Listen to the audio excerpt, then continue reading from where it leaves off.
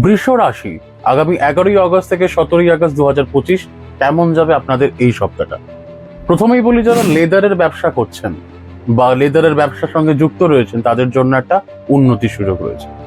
Printing এবং publishing এর বিজনেসের ক্ষেত্রে কিন্তু উন্নতির সুযোগ। তবে হ্যাঁ, একটা জিনিস আপনাদের একটু মাথায় রাখতে হবে, যারা মাধ্যমিকের প্রি বোর্ডসের জন্য পড়াশোনা করছেন তাদের কিন্তু পরীক্ষার ফলাফল খারাপ হতে পারে অথবা আশা অনুরূপ হবে না, একটু বিলো দ্য অ্যাভারেজ কিন্তু যেতে পারে। তাই পড়াশোনাটা মন দিয়ে করুন। আসি সম্পর্কের ব্যাপারে। গঙ্গাবক্ষে প্রেমের উদযাপন সম্ভব।